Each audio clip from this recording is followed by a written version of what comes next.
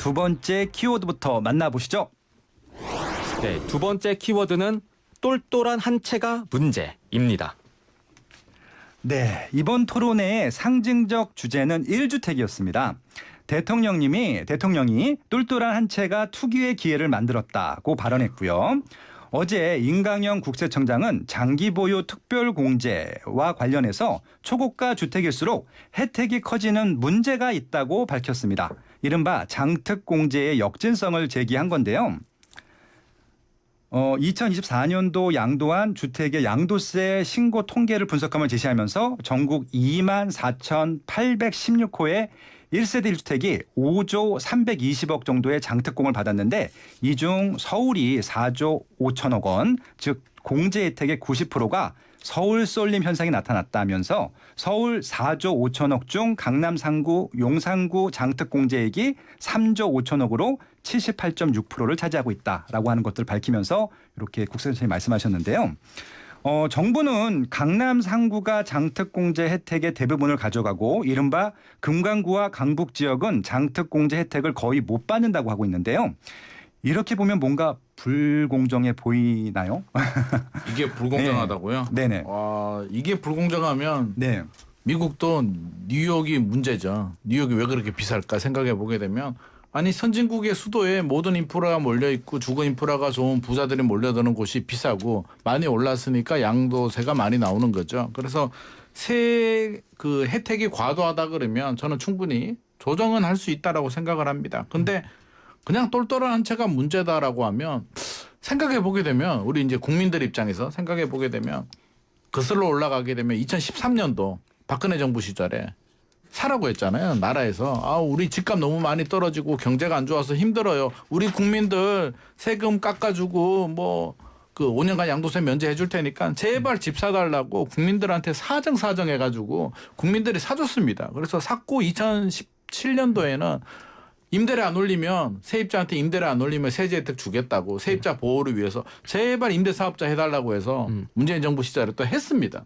2019년 되니까 집값이 오르니까 다주택자가 문제랍니다. 야 다주택자 니들이 문제야. 내가 시키는 대로 했는데 알았어. 내가 팔고 한 채만 가지고 갈게. 2020년 이후로 똘똘한 한 채로 갔습니다. 갔는데 이제 와서 또 네가 문제래. 아니 뭘 자꾸 나보고 문제래. 저는 국민을 대변합니다. 네. 왜 자꾸 나보고 뭐라 그래. 니들이 수요 공급 불일치가 되는 서울 집중화 방치해놓고 왜 그러는 거야. 라는 게 국민들의 마음이거든요. 이게 똘똘한 한 채는 가격으로 정할 수 없는 거예요. 정부가 자꾸 초고가 주택을 똘똘한 한 채라고 자꾸 이게 관계를 짓는데 개인에 따라서 10억도 똘똘한 채가 되는 거고요. 5억도 똘똘한 채도 되는 거고 20억도 똘똘한 채도 되는 거고 각자 최선의 선택 자기 상황에 맞춰서 최선의 선택을 하는데 차라리 똘똘한 채가 문제라고 하지 말고 나는 초고가 니들이 마음에 안 들어. 니들은 돈 있잖아. 니들 세금 좀 더 내줄래? 대신 우리가 니들을 존중해 줄게 라고 하든지 자꾸 문제라고 하면서 뭐 어떡하라는 건지. 그럼 앞으로 시간 더 지나면은요. 그래도 오르잖아요. 야 거주 1주택도 니들은 문제야. 니들 왜 집 가지고 있어. 이제 이런 시대도 오지 않을까. 그래서 저는 왜 국가가 서울 집중화를 방치를 해놓고 개인한테 시키는 대로 한 개인한테 이렇게 계속 책임을 떠넘기는지 그 부분에 솔직히 좀 화가 납니다. 네, 맞습니다. 저 똘똘한 한 채에 대해서는 이게 똘똘한 한 채를 산 사람들이 문제가 아니라 다주택을 못하게 하니까 똘똘한 한 채를 한 것이기 때문에 이게 이제 문제의 우선순위가 바뀌었다라고 좀 말씀드리고 싶고 똘똘한 한 채 같은 경우에 이제 장특 공제를 받게 되면 이것들도 불이익이 있다, 그러니까 좀 이게 부당하다라고 좀 국세청장님 말씀하셨는데 이게 솔직히 이제 똘똘한 한 채를 오랫동안 갖고 있는 것들이잖아요. 장특 공제라고 하는 게 10년 이상 갖고 있는 것들이니까, 그러니까 오랫동안 살라고 해서 오랫동안 살았는데 갑자기 또 장특 공제를 없애는 것들이어서.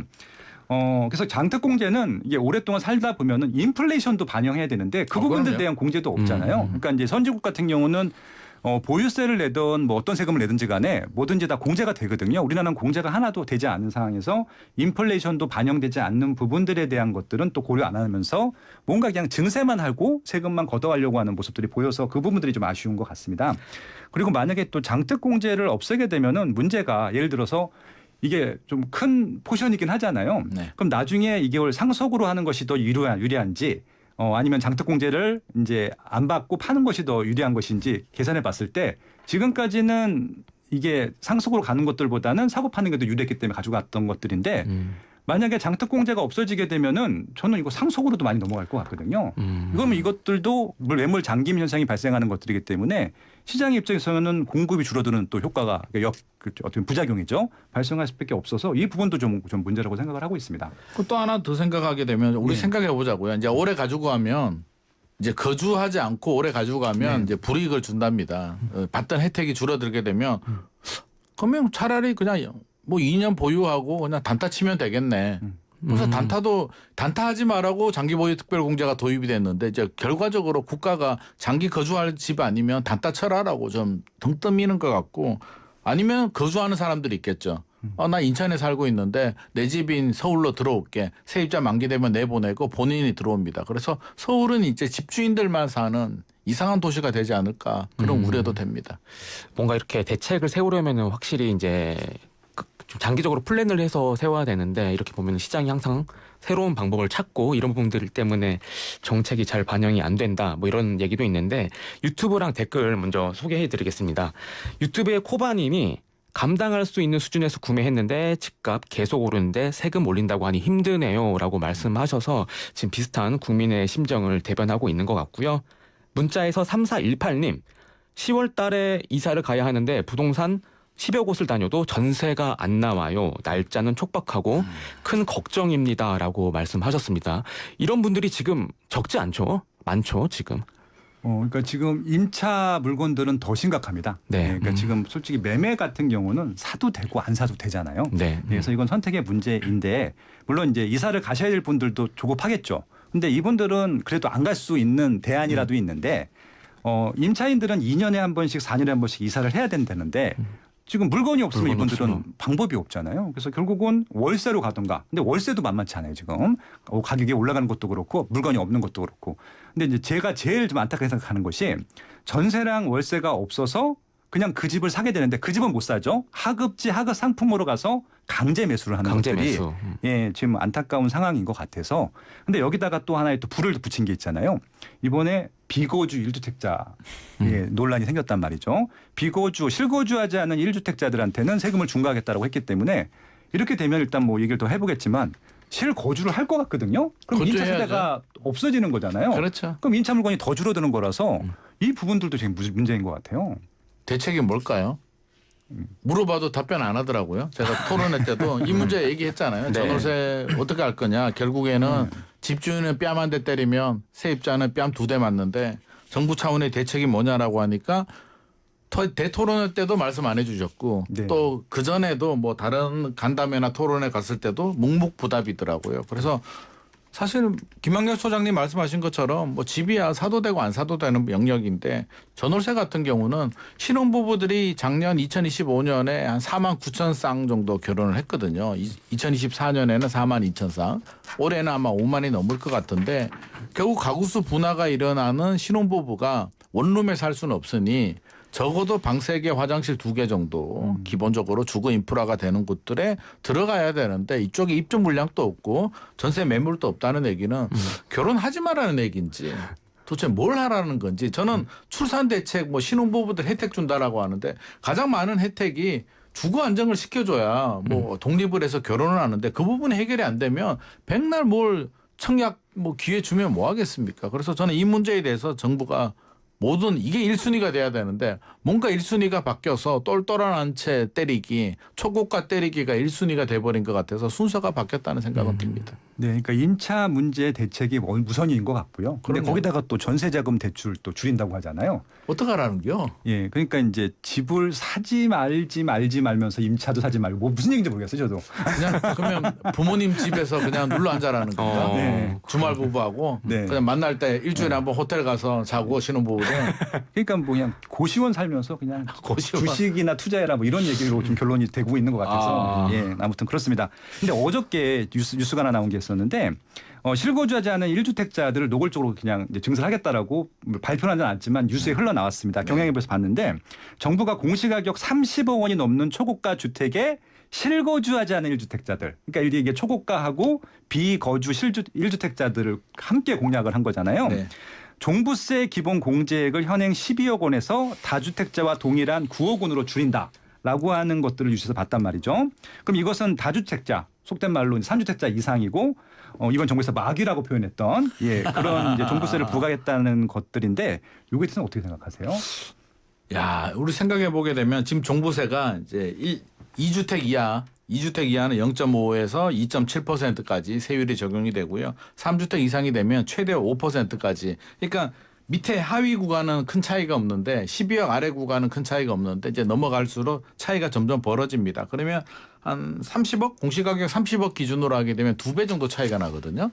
중과세 대상이냐 아니냐에 따라서. 그러면 비거주 1주택 집 하나 가지고 있는데 내 집을 전세로 준 거주하지 않는 집이 3주택 가진 사람과 이제 동등한 악마화가 되는 거잖아요.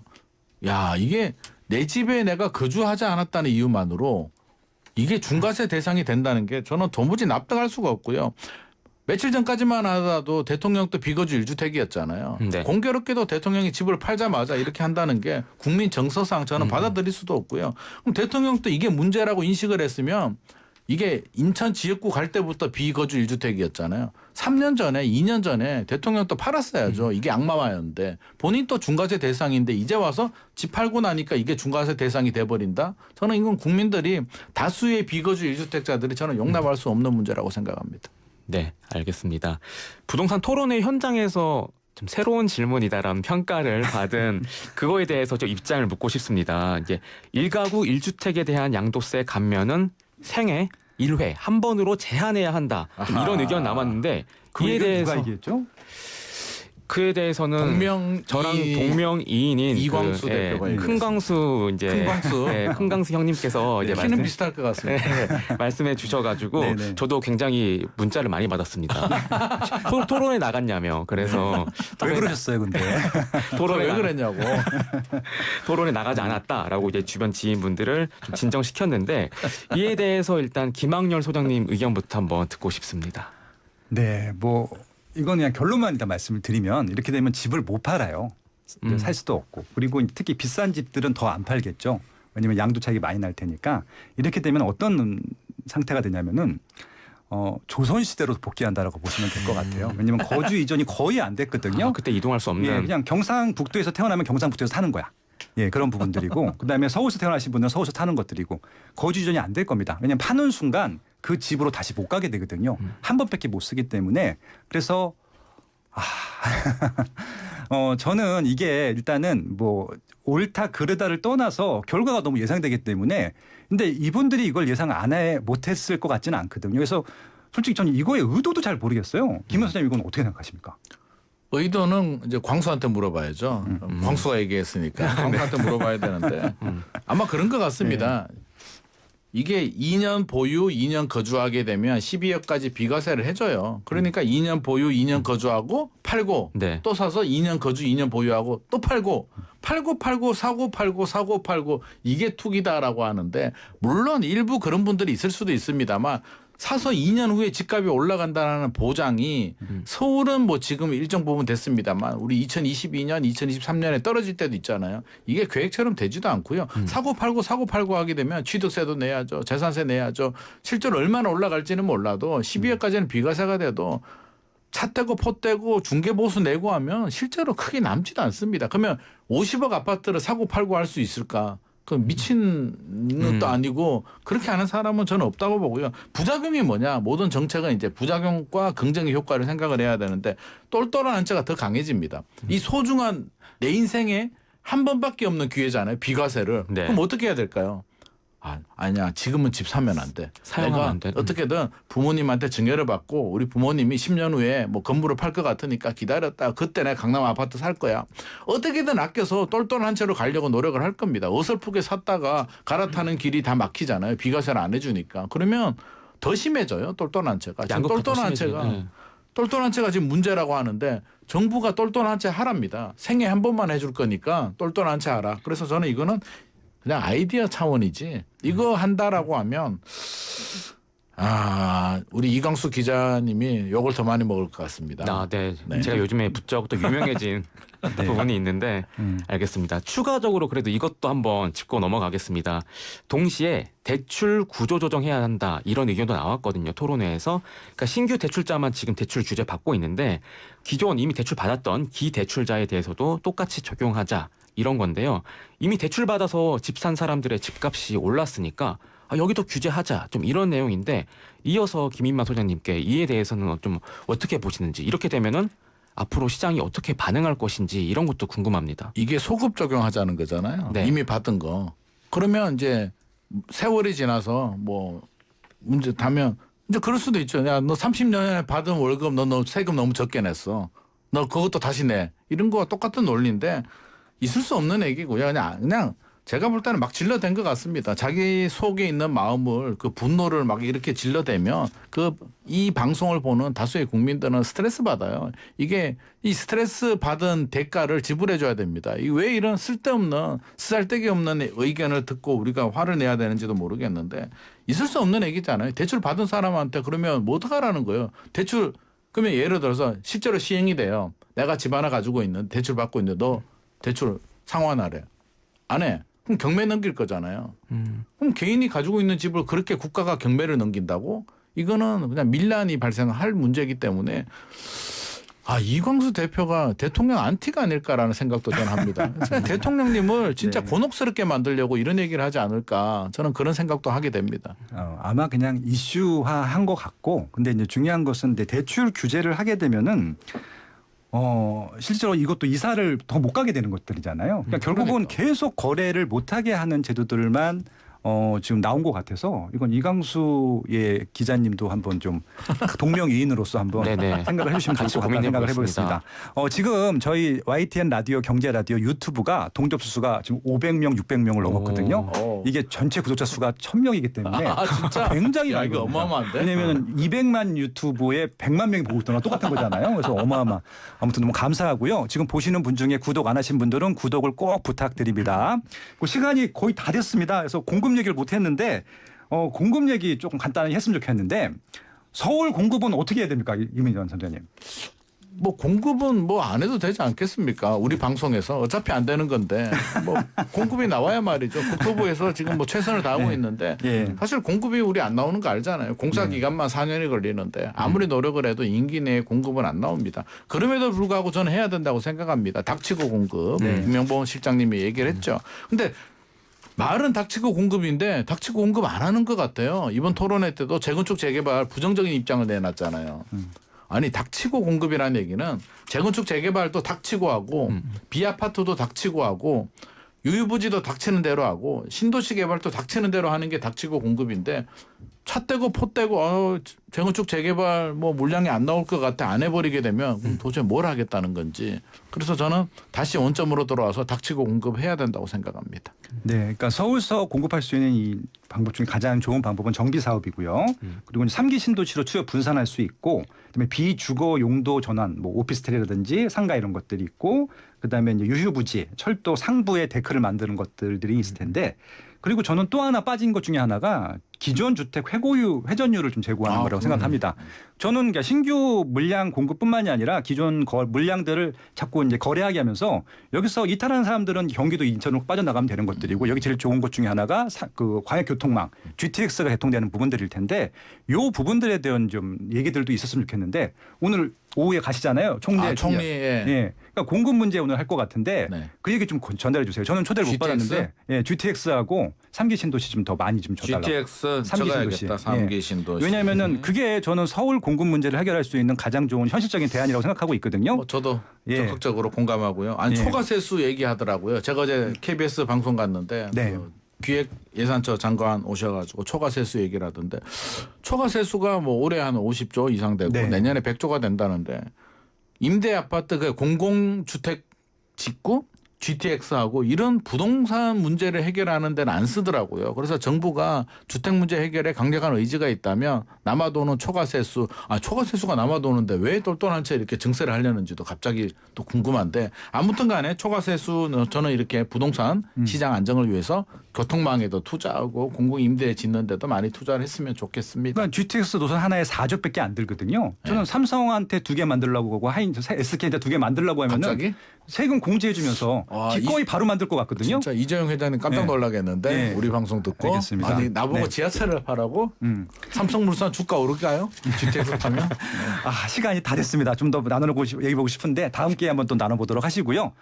지금 전세난이 심각하잖아요. 전세난에 대한 좀 멘트 한 30초 정도만 해주시고 마무리하시죠. 저는 부동산 정책의 목표는 과거 정부도 다 똑같았습니다. 서민 주거 안정이었습니다. 서민 주거 안정이라는 게 이제 내 집 마련을 하는 부분도 있습니다만 적어도 내 집 마련을 못하는 분들은 전세 월세 시장에 스트레스 받지 않고 살 수 있도록 만들어주는 게 부동산 시장의 첫 번째 목표가 돼야 된다는 생각은 변함이 없고요. 그러기 위해서는 공급도 꾸준히 돼야 됩니다만 다주택자 전세를 주는 비거주 1주택자를 때려서는 절대 안정이 될 수 없습니다. 그럼 다시 한 번 더 정책의 1순위가 뭔지를 좀 신중하게 생각을 해 주셨으면 좋겠습니다. 네, 저는 이제 한국갤럽조사연구소부터 지금까지 이제 부동산 리서치 활동을 하고 있고 연구원입니다. 그래서 저는 통계조사한 것들 되게 좋아하고 설문조사하는 거 되게 좋아하는데 이번에 지금도 조사를 하고 있잖아요. 부동산 대토론회.kr 가시면 지금도 의견 올릴 수 있는데 지금 오늘 아침에 보니까 7,000건이 올라와 있더라고요. 네, 그래서 이 7,000건 의견의 95%는 규제 완화고요. 2%가 규제 강합니다. 근데 우리는 95% 이야기를 안 하고 2%에 대한 얘기만 하고 있거든요. 다시 한번 그 95% 의견들에 대해서 꼼꼼하게 읽어보시고 그에 대한 정책들을 만들어주시는 게 좋지 않을까라는 생각이 들기도 합니다. 네. 네, 청취자분들도 비슷한 의견 주고 계십니다. 문자의 6002님, 김인만 소장님 말씀에 속이 시원하네요 라고 말씀해 주셨고 0332님, 생생경제 역시 재미나네요. 체감 온도 31도에 빠숑 시원한 목소리에 귀 쫑긋 이렇게 말씀하셨습니다. 근데 제 눈에 보이는 거는 대부분 그강수 아니었네 라는 이런 문자가 지금 많이 보이고 있고 유튜브에 JG킴 4660님이 신혼으로 집 사려고 연초부터 매주 나가서 집 구하고 있는데 나갈 때마다 집값이 올라서 사지 못하고 결국 하급지 전세로 들어왔어요. 유유 이렇게 하셨는데 사실 같은 청년층으로서 이런 이야기 들으면 너무 공감되고 제 주변에도 진짜 이런 고민을 하시는 분들 많아서 좀 실효성 있는 대책 그리고 청년층을 위한 대책 이런 거 좀 나왔으면 좋겠다 하는 그런 바람이 있습니다. 네, 알겠습니다. 너무 감사합니다. 이제 마무리해야 돼서요. 네. 예, 부동산 대토론에 광수가 묻고 빠숑과 김인만 소장이 답하다. 오늘 어떠셨나요? 네, 오늘 정말 좋은 얘기들 많이 나왔던 것 같습니다. 김인만 소장님, 이강수 기사님 수고 많이 하셨고요. 네, 너무너무 감사합니다. 고맙습니다. 감사합니다. 감사합니다.